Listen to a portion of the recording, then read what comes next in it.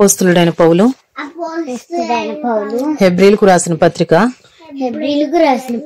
10వ అధ్యాయము 16వ వచనం నుండి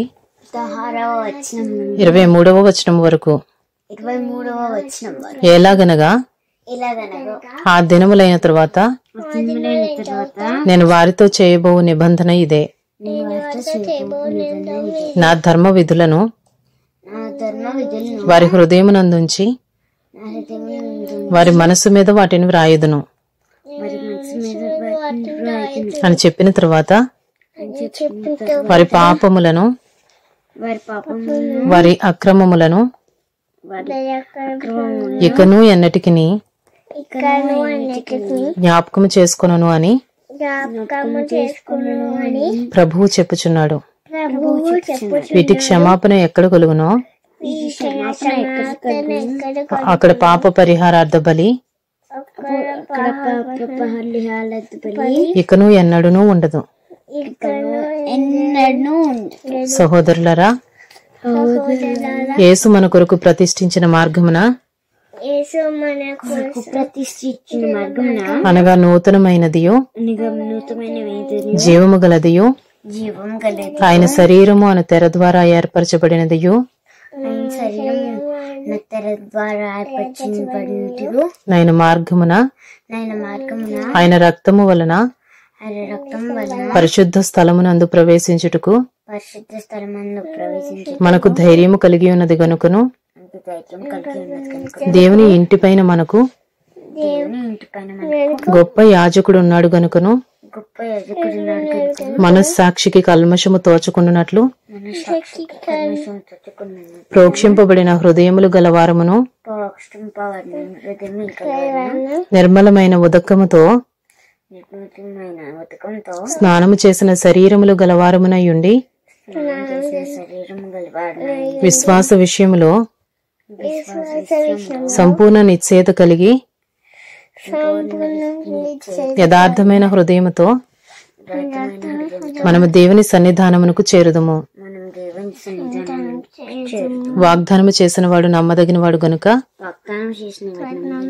మన నిరీక్షణ విషయమై మనం ఒప్పుకొనినది నిశ్చలముగా పట్టుకుందాము. Hebrews chapter 10 16 to 23. This is the covenant that I will make with them after those days, declares the Lord, I will put my laws on their hearts and write them on their minds. Then he adds, I will remember their sins and their lawless deeds no more. Where there is forgiveness of these, there is no longer any offering for sin. Therefore, brothers, since we have confidence to enter the holy places by the blood of Jesus, by the new and living way that he opened for us through the curtain, that is through his flesh. And since we have a great priest over the house of God,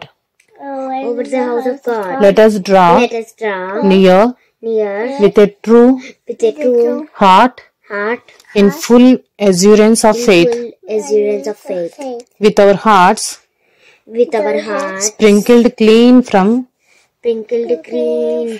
an evil conscience, and our bodies washed with pure water. Let us hold fast